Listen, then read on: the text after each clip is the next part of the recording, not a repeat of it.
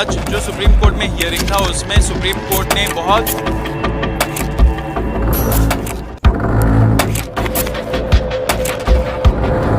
दोस्तों, क्या लोकतांत्रिक देश में छात्रों की आवाज को दबाने के लिए ताकत का इस्तेमाल सही है? 20 जुलाई को जंतर मंतर पर हुए छात्र प्रदर्शन के बाद से देश भर में एक ही सवाल पूछा जा रहा था, आखिर छात्रों पर इस तरह की कार्रवाई का फैसला किसने लिया? अब इस पूरे मामले में न्यायपालिका ने कड़ा रुख अपनाया है और सुप्रीम कोर्ट के दखल के बाद ये मुद्दा एक नया मोड़ ले चुका है। पूरे मामले को शुरू से समझते हैं। 20 जुलाई को नीट पेपर में गड़बड़ी होती है। पेपर लीक और बेरोजगारी जैसे अहम मुद्दों को लेकर हजारों छात्र मंडी हाउस से जंतर मंत्र तक शांतिपूर्ण मार्च निकालते हैं, लेकिन कुछ ही देर में यहाँ माहौल बिगड़ जाता है। प्रदर्शनकारियों को तितर बितर करने के लिए बल प्रयोग किया जाता है। सफदरगंज अस्पताल की मेडिकल रिपोर्ट और पुलिस रिकॉर्डिंग के मुताबिक उस दिन पैलेट गन और लाठीचार्ज का इस्तेमाल हुआ था, जिसमें कई युवा घायल हुए। इसके बाद जब मामले ने तूल पकड़ा तो राजनीति गलियारों में भी बयानबाजी शुरू हुई। केंद्रीय मंत्रियों के बयानों और दिल्ली पुलिस की आधिकारिक दलीलों के बीच ये सवाल उठा, क्या प्रदर्शनकारियों को संभालने के लिए अन्य विकल्पों का इस्तेमाल नहीं किया जा सकता था? घटना के कुछ दिनों बाद सरकार और छात्र प्रतिनिधियों के बीच बातचीत के दौर शुरू हुए। तत्कालिक कदम के रूप में शिक्षा मंत्रालय में फेरबदलाव हुआ और धर्मेंद्र प्रधान ने अपने पद से इस्तीफा दिया। छात्र संगठनों का दावा है कि 25 जुलाई को सरकार की ओर से आश्वासन दिया गया था कि घायल छात्रों को मुआवजा दिया जाएगा। प्रदर्शन के दौरान दर्ज हुई FIR को वापस लिया जाएगा। संविधान के अनुच्छेद 142 आर्टिकल 142 का सहारा लेकर मामलों को बंद करने की प्रक्रिया शुरू होगी। हालांकि 2 अगस्त की समय सीमा बीत जाने के बाद भी जब कोई ठोस कदम नहीं उठाया गया तो छात्र समूह ने आरोप लगाया कि सरकार वादों को टालने की कोशिश कर रही है। जब ये मामला सुप्रीम कोर्ट पहुंचा तो कोर्ट ने स्थिति की गंभीरता को समझते हुए एक बहुत बड़ा आदेश जारी किया। मुख्य न्यायाधीश सूर्यकांत, जस्टिस जयमाला बख्शी और जस्टिस B मोहना की पीठ ने इस मामले की निष्पक्ष जांच के लिए एक हाई पावर्ड कमेटी बिठाई। इस कमेटी की खासियत ये थी, इसमें सुप्रीम कोर्ट या हाई कोर्ट के पूर्व जज शामिल होंगे। DGP रैंक के पूर्व वरिष्ठ पुलिस अधिकारी को इसका हिस्सा बनाया जाएगा। ये कमेटी सीधे न्यायपालिका के मार्गदर्शन में काम करेगी, जिससे जांच पूरी तरह स्वतंत्र रहे। अदालत में सुनवाई के दौरान एक और मुख्य मुद्दा छात्रों पर दर्ज FIR का था। सुप्रीम कोर्ट ने स्पष्ट संकेत दिए कि वह शांतिपूर्ण प्रदर्शन करने वाले छात्रों पर दर्ज केसों को रद्द करने के पक्ष में है। इसके लिए सरकार से राज्य में दर्ज FIR की पूरी सूची मांगी गई। हालांकि सुनवाई के दौरान सोलिसिटर जनरल की ओर से यह तर्क दिया गया कि प्रदर्शन में शामिल 2800 से अधिक असामाजिक तत्वों की हिस्ट्री शीटर्स की पहचान करना जरूरी है, ताकि उन पर कानूनी कार्रवाई की जा सके। इस पर कोर्ट का रुख साफ था। हिंसा में शामिल लोगों और सामान्य प्रदर्शनकारी छात्रों के बीच तुरंत फर्क स्पष्ट किया जाए और बिना वजह छात्रों के भविष्य को लटकाया न जाए। अदालत द्वारा गठित ये कमेटी केवल बयानों तक सीमित नहीं रहेगी। सुप्रीम कोर्ट ने निर्देश दिए हैं कि घटना से जुड़े सभी सबूत जैसे कि CCTV, ड्रोन फुटेज और बॉडी कैमरा रिकॉर्डिंग सुरक्षित रखे जाएं। पीड़ित छात्र और चश्मदीद सीधे एक कमेटी के सामने अपना पक्ष रख सकेंगे। विशेष तौर पर महिला प्रदर्शनकारियों के साथ हुई कथित बदसलूकी के आरोप की अलग से जांच की जाएगी। 20 जुलाई की उस काली रात को याद कीजिए, जब देश की राजधानी दिल्ली के जंतर मंतर पर नीट स्कैम और पेपर लीक के खिलाफ आवाज उठा रहे छात्रों पर अचानक गोलियां और लाठियां बरसा दी गई। इंसानियत उस वक्त कांप उठी जब मासूम बच्चियों तक को बख्शा नहीं गया। लेकिन सबसे बड़ा सवाल ये है कि छात्रों पर पैलेट गन चलाने का आखिर ऑर्डर किसने दिया था? क्या दिल्ली पुलिस के किसी छोटे अधिकारी में इतनी हिम्मत हो सकती है कि वह अपनी मर्जी से युद्ध के मैदान में इस्तेमाल होने वाले हथियार छात्रों पर चला दे, या फिर इसका फरमान सीधे ऊपर से आया था? अब खेल पूरी तरह पलट चुका है। सुप्रीम कोर्ट ने केंद्र सरकार और गृह मंत्रालय पर शिकंजा कस दिया है। आज की इस वीडियो में हम पर्दाफाश करेंगे उस पूरी इनसाइड स्टोरी का, जिसे दबाने की पूरी कोशिश की गई थी। दोस्तों, पैलेट गन कोई खिलौना नहीं है। ये वो जानलेवा हथियार है जिसने कश्मीर और मणिपुर में सैकड़ों मासूमों की आंखों की रोशनी हमेशा हमेशा के लिए छीन ली। सुप्रीम कोर्ट का सख्त नियम है कि पैलेट गन का इस्तेमाल सिर्फ और सिर्फ दंगे या बेहद असामान्य परिस्थितियों में अंतिम विकल्प के रूप में हो सकता है। अब सवाल ये है, क्या 19-20 साल के नियत्ते छात्र देश की सुरक्षा के लिए खतरा बन गए थे? क्या पुलिस ने बातचीत करने या पानी की बौछार करने जैसे हल्के तरीकों का इस्तेमाल किया था? बिल्कुल नहीं। संसद मार्ग थाने की जनरल डायरी और सफदरगंज अस्पताल की मेडिकल रिपोर्ट चीख चीख कर गवाही दे रही है कि रैपिड एक्शन फोर्स RAF ने सीधी फायरिंग फायरिंग की। 19 साल के एक मासूम छात्र की दाईं आंख की रोशनी जाने की कगार पर है। दर्जनों की हड्डियां टूट गई और सबसे शर्मनाक बात, महिला और पुरुष पुलिसकर्मियों द्वारा छात्रों के साथ की गई अभद्रता की तस्वीरें देश भर को शर्मसार कर गई। जब देश में बवाल बढ़ा तो सरकार का बचाव तंत्र मैदान में उतरा। केंद्रीय मंत्री किरेन रिजिजू कैमरे के सामने आए और उन्होंने बड़ी शान से कहा, किसी की हड्डी थोड़ी टूटी है, किसी की जान थोड़ी गई है। पुलिस ने पैलेट गन चलाई तो क्या गलत किया? अब जरा ठंडे दिमाग से सोचिए। मंत्री जी के इस बयान ने अनजाने में ही सही 3 सबसे बड़े और खौफनाक सच स्वीकार कर लिए। पहला, पैलेट गन और लाठियां पुलिस ने ही चलाई थी। दूसरा, ये कोई स्थायी फैसला नहीं था बल्कि शीर्ष नेतृत्व टॉप लीडरशिप की सहमति से लिया गया कदम था, तभी एक कैबिनेट मंत्री इसका खुलेआम बचाव कर रहा था। तीसरा, सत्ता के अहंकार में चूर नेताओं के लिए छात्रों की आंखों का जाना या हड्डियां टूटना कोई बड़ी बात नहीं है। जब दिल्ली पुलिस सीधे गृह मंत्रालय के अंडर आती है तो क्या बिना गृह मंत्रालय के इशारे के इतनी बड़ी कार्रवाई संभव है? यही वो सवाल है जिससे आज सत्ता की गलियारों में सन्नाटा पसरा हुआ है। जब जनता का गुस्सा फूटा तो 30 जुलाई को शिक्षा मंत्री धर्मेंद्र प्रधान की कुर्सी छीन ली गई। सरकार को लगा कि एक बलि देकर मामला शांत हो जाएगा। इसके बाद 25 जुलाई और 2 अगस्त को सरकार के डेलीगेशन के आंदोलनकारी छात्रों के साथ बैठक की। सरकार ने देश के सामने 3 बड़े दावे किए थे। सभी घायल छात्रों को उचित मुआवजा दिया जाएगा, छात्रों पर दर्ज सारे मुकदमे और FIR वापस ली जाएगी, अनुच्छेद 142 आर्टिकल 142 के तहत सुप्रीम कोर्ट से अपील करके मुकदमों को खत्म किया जाएगा। लेकिन 2 अगस्त की तारीख बीते बीते सरकार ऐसी बैठ गई जैसे कुछ हुआ ही नहीं। ना कोई फोन, ना कोई मीटिंग, ना कोई सुनवाई। सरकार ने सोचा कि वक्त बीतने के साथ देश के युवा इस दर्द को भूल जाएंगे, लेकिन ये भूल गए कि इस बार मामला अदालत की चौखट पर पहुंच चुका था। 17 अगस्त को जब सुप्रीम कोर्ट के मुख्य न्यायाधीश सूर्यकांत, जस्टिस जयमाल बख्शी और जस्टिस B मोहना की बेंच के सामने सुनवाई शुरू हुई तो कोर्ट का रुख देखकर सरकार के वकीलों के पसीने छूट गए। सुप्रीम कोर्ट ने बिना किसी देरी के एक हाई पावर्ड कमेटी बनाने का ऐलान कर दिया। अब आपको बता दें कि इस कमेटी में एक सुप्रीम कोर्ट, हाई कोर्ट के पूर्व जज और एक रिटायर्ड DGP रैंक के IPS अधिकारी होंगे। अब आपको ये भी बता दें कि ये टीम सीधे सुप्रीम कोर्ट को रिपोर्ट करेगी, केंद्र सरकार या दिल्ली पुलिस को रिपोर्ट नहीं करेगी। चीफ जस्टिस ने साफ शब्दों में कह दिया, जिसने भी कानून हाथ में लिया है उसके पास अब कोई बहाना नहीं होगा। इस जांच को उसके तार्किक अंजाम तक पहुंचाया जाएगा और दोषियों को बख्शा नहीं जाएगा। इतना ही नहीं, कोर्ट ने निर्देश दिया है कि 20 जुलाई की घटना के सारे CCTV फुटेज और ड्रोन कैमरा की रिकॉर्डिंग और पुलिस अफसरों की बॉडी कैमरा फुटेज सुरक्षित रखी जाए ताकि कोई सबूत मिटाया ना जा सके। अदालत में जब सुप्रीम कोर्ट ने कहा कि हम छात्रों पर दर्ज सभी FIR को एक झटके में रद्द करना चाहते हैं तो सरकार के सॉलिसिटर जनरल तुषार मेहता पीछे हटने लगे। सरकार का अजीबोगरीब तर्क था कि प्रदर्शन में 2800 हार्डकोर क्रिमिनल्स और हिस्ट्री शीटर घुस आए थे, इसलिए हम FIR की लिस्ट नहीं दे सकते। अब यहाँ 2 सीधे सवाल खड़े होते हैं। अगर 2800 अपराधी जंतर मंतर पहुंच गए थे तो दिल्ली पुलिस क्या सो रही थी? जब विपक्षी नेताओं या छात्रों के छोटे छोटे प्रदर्शन से पहले ही उन्हें नजरबंद कर लिया जाता है तो इन तथाकथित अपराधियों को क्यों नहीं रोका गया? या फिर सच्चाई ये है कि 2800 अपराधियों का मनगढ़ंत आंकड़ा सिर्फ इसलिए लाया गया है ताकि आंदोलन को बदनाम किया जा सके और असली छात्रों को जेल में सड़ाया जा सके? सुप्रीम कोर्ट ने सरकार की इस दलील को भी खारिज करते हुए कहा कि अपराधियों और शांतिपूर्ण प्रदर्शनकारियों की लिस्ट अलग अलग बनाइए और निर्दोष छात्रों के खिलाफ दर्ज केस तुरंत बंद कर दीजिए। शांतिपूर्ण प्रदर्शनकारियों की लिस्ट अलग अलग बनाइए और निर्दोष छात्रों के खिलाफ दर्ज केस तुरंत बंद कर दीजिए। दोस्तों, सोचने वाली बात यह है कि जब भी इस देश का युवा अपने हक, अपनी शिक्षा और अपने रोजगार के लिए आवाज उठाता है तो सरकार का पहला रिएक्शन संवाद करने का नहीं बल्कि उनकी आवाज को दबाने का होता है। आज केंद्र सरकार का रवैया ये बन चुका है कि सवाल पूछने वाले हर युवा को या तो उपद्रवी घोषित कर दो या फिर उन पर FIR का शिकंजा कस दो। जब छात्र नीट धांधली पर बोलते हैं तो उन्हें अनसुना किया जाता है, जब वो जंतर मंतर पहुंचते हैं तो उन पर लाठियां और पैलेट गन चलाई जाती है और जब अदालत राहत देने की कोशिश करती है तो सरकार ढाल बनकर खड़ी हो जाती है कि हम FIR रद्द नहीं होने देंगे। ये कैसा लोकतंत्र है जहां देश का भविष्य तय करने वाले छात्रों को अपराधियों की तरह ट्रीट किया जा रहा है? सरकार ये भूल रही है कि लाठियों और मुकदमों के डर से आवाजें कुछ देर के लिए दब तो सकती हैं लेकिन खत्म कभी नहीं होती। और यही वजह है कि आज भारत का युवा बदल चुका है।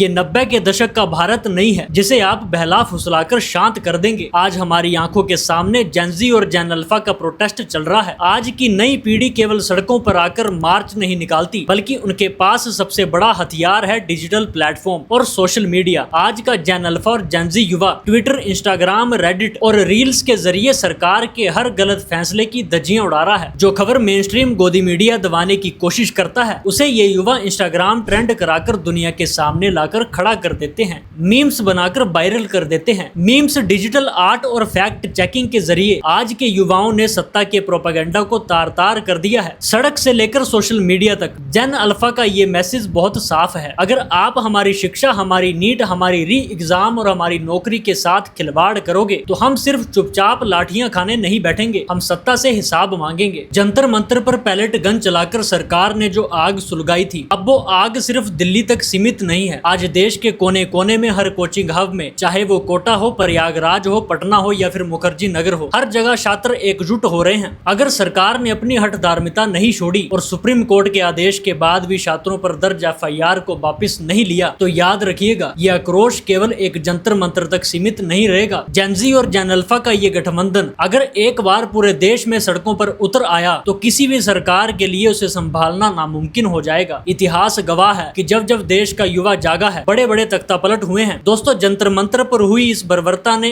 एक बात साफ कर दी है कि जब सत्ता अपनी सीमाएं लांघती है तब देश की न्यायपालिका ही आखिरी उम्मीद बचती है। अगर सरकार ने अगले 48 घंटों में अपना रवैया नहीं बदला, एफआईआर वापस नहीं ली और मुआवजा नहीं दिया तो छात्र संगठनों ने फिर से पूरे देश में उग्र आंदोलन की चेतावनी दी है। अब आप मुझे कमेंट करके बताइए, क्या छात्रों पर पैलेट गन चलाने का आदेश देने वाले बड़े अधिकारियों और मंत्रियों पर सख्त कार्रवाई होनी चाहिए या फिर नहीं? क्या किरण रिजिजू को अपने गैर संवेदनशील बयान के लिए देश के छात्रों से माफी मांगनी चाहिए या फिर नहीं? अपनी राय कमेंट बॉक्स में जरूर लिखें। अगर आपको ये निडर और बेबाक रिपोर्ट पसंद आई हो तो इस वीडियो को हर छात्र तक शेयर करें, लाइक करें और चैनल को सब्सक्राइब करके बेल आइकॉन जरूर दबाएं। देखते रहिए स्पिरिचुअल बीइंग। जय हिंद, जय भारत।